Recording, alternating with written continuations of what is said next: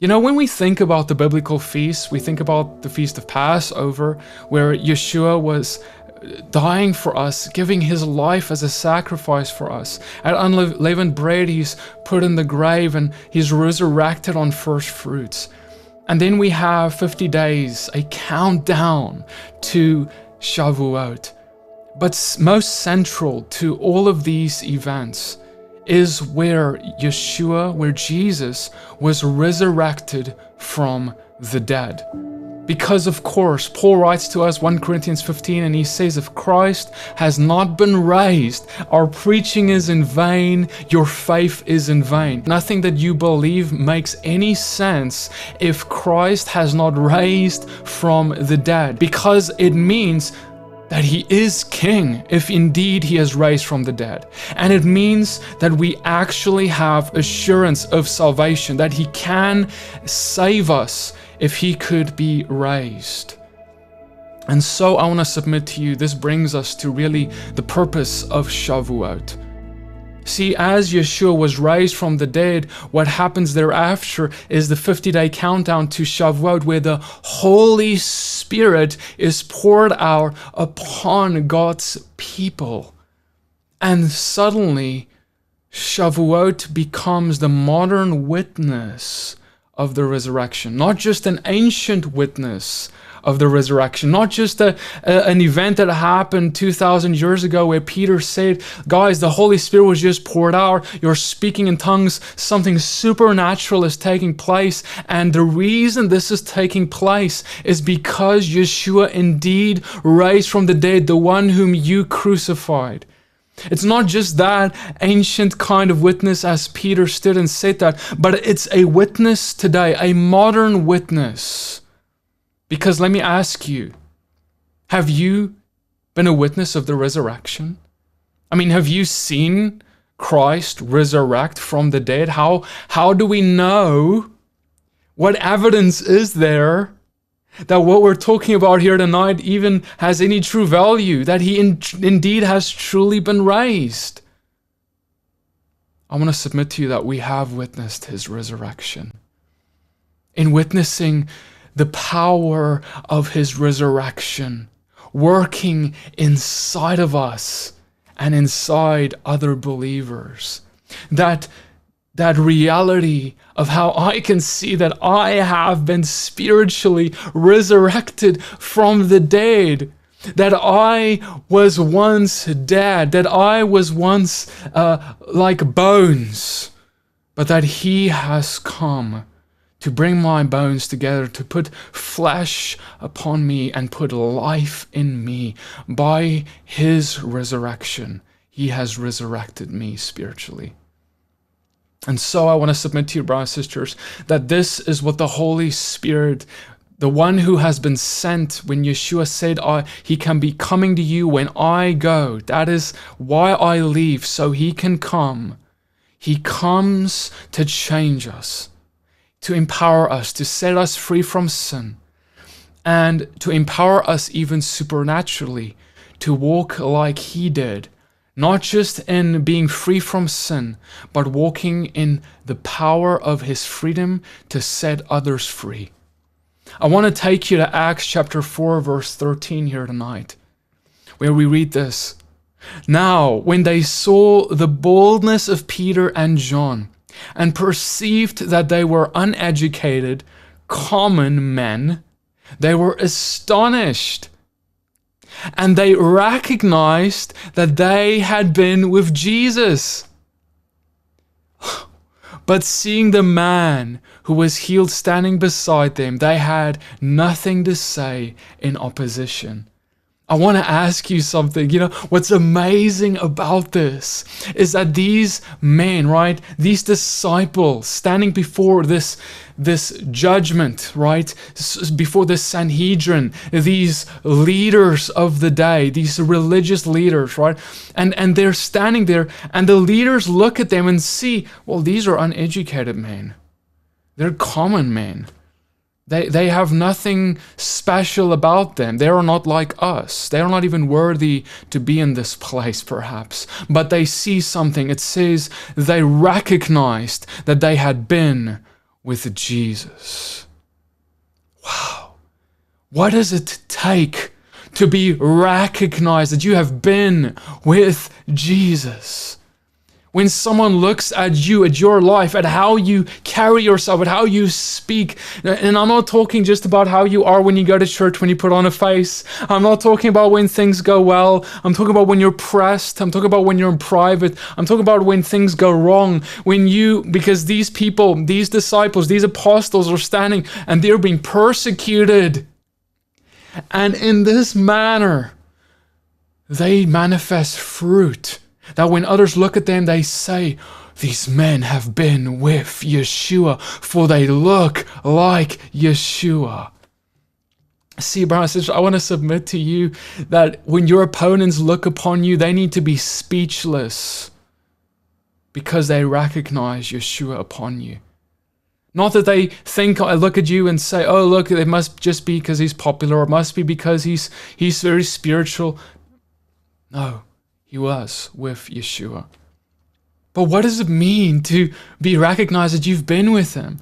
See, the apostles, one thing they did is a man was healed by a spiritual gift of healing.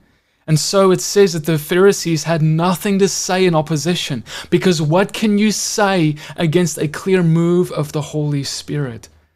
So not only do we see that you start doing the things that Yeshua did, but you start speaking and acting the way he did with good fruit. And the way that they could do that is they were able to hear and follow his voice because they were hearing and following the Holy Spirit's leading. How? Because they were in the presence of Yeshua when he was in the flesh, and the Holy Spirit sounds like his voice. They are one and the same. And then you have to ask, well, what's the cost? Because see, there was a cost to be with Yeshua for the disciples. They needed to give up their life to follow him. They need to leave everything behind. But today I fear that we're not willing to give everything up. I fear that we want to give a little up, but yet have all of him. But it doesn't happen. It doesn't work that way. And see, I want to submit to you that when there's something that we struggle to give up, what we're really saying is we adore the presence of that thing more than the presence of our King. If we don't want to give up our pride, we adore the presence of pride in our life more than the presence of our King. If we don't want to give up the bitterness that we have towards a brother, we love the bitterness more than our King. If we don't want to give up the presence of self-sufficiency and reliance on ourselves alone, what we're giving up is the presence of our King. Whatever we do, these things, they build walls of partition between us and other people, and us and God himself. For God said in Matthew 5 verse 23 that if you want to make an offering, if you want to make a sacrifice, if you want to basically follow me, if you want to celebrate this feast of Shavuot and bring an acceptable offering to me, but you recognize that you have something at odd with your brother, that your brother has something at odd with you, go and make things right first, and then you come and bring your offering. But don't you bring your offering. Don't you dare come into my presence and act like everything's okay when you know it's not. See, when something is wrong between us and men, something is wrong between us and God.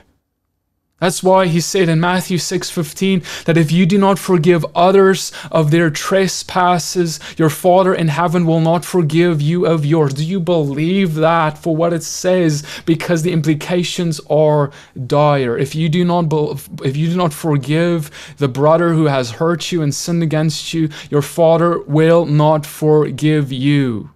What does that mean for us when we stand face to face before him, but we never dealt with the unforgiveness in our hearts? What does it really mean for us? See, brothers and sisters, Shavuot is a feast about breaking down these walls of partition. That's why the Samaritan woman, when Yeshua was speaking to her, she was astonished, because she said to him in John 4 verse 9, I am a Samaritan woman and you a Jew. Why do you ask a drink from me? See, brothers and sisters, the Holy Spirit is the spirit of freedom who breaks down barriers. And even if though the Samaritans and the Jews had great barriers, the Samaritans at the time of the birth of Yeshua has profaned the temple in Jerusalem, scattering bones in the sanctuary. They did not even agree with the Jews on where the temple is. They had their own copy of the Torah. Theologically, they have many disagreements. They added to the 10 Commandments in their unique copy of the Torah. There's a lot of disagreement here. There's a lot to fight about. There's a lot to be bitter about. There's a lot of hurts of the past. But Yeshua does not allow any of the unforgiveness, any of the profanity that the Samaritans have done against his Father's law or temple.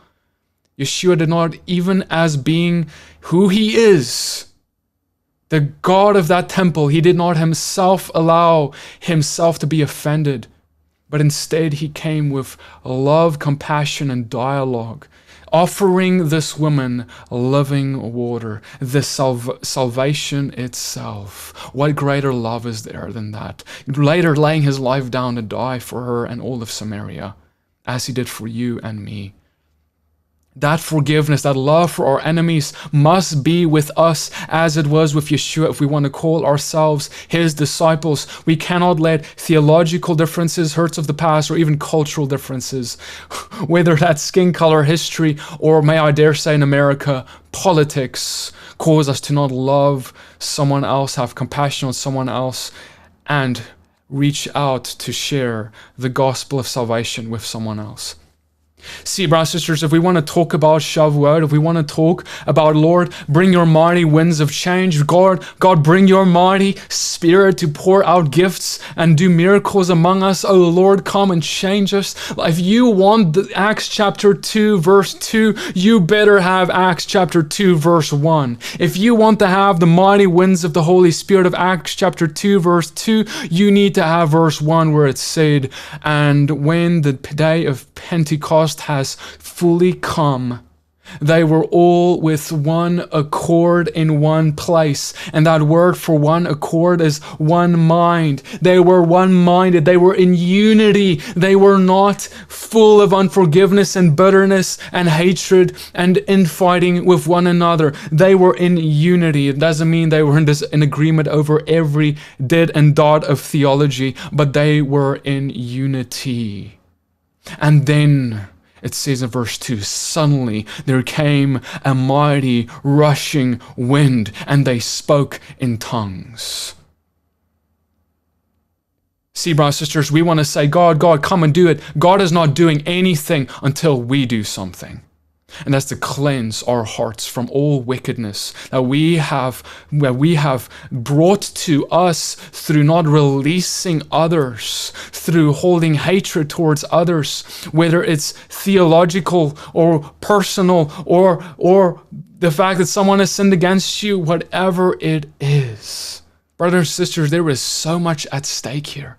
The very witness of the resurrection that we ought to be, the fact that our lives are supposed to be a modern day witness, is what is at stake. See, when people see you, what do they see? Do they see you like some archaeological dig site full of dead bones? Or do they see, when they see your life, that the bones have come together and flesh has been put over, and that the Spirit of God has come and made home in that temple, and that there is true life that has been placed in you, because that is what it truly means to be filled by the Spirit. See, to be filled by the Spirit is not what theology you hold. To be filled by the Spirit is not about how smart you are. To be filled is not about winning every debate or having all the knowledge in the world. To be filled by the Spirit is to walk in the Spirit as He walked, and to have fruits of the Spirit. And if you do not have that, then you are not a witness of the resurrection. And when others see you, they will shake their fist at God instead of admire the witness of the resurrection that you are, coming to Him in joy of receiving salvation themselves. May you be alive in Yeshua. Father, I pray, Lord, tonight that you would come with your Spirit and convict us like a sword. Father, I pray, Lord, that you would come and, Lord, just break open every bit of unforgiveness, hatred, and undealt with business that we have between each other and between, whether it's believers or unbelievers, family members or friends. Father, I pray that you would come and give us strength and empowerment. Lord, if we want to proclaim you, Lord, we cannot say that it is impossible for you to bring reconciliation and freedom in our relationships if you are the creator of heaven and earth. If you are the one we serve here tonight, Lord, we have to believe that you are the one who can mend things again. And Father, I pray, Lord, that you would come and do a work of forgiveness and restitution in us all to break down every dividing wall of partition, culturally, spiritually, theologically, and physically. Father, we praise you and we thank you for your gift of the Spirit. Come, Lord, and work among us. Give us your spiritual gifts. Give us your freedom. We pray all this in the name of Yeshua. Amen.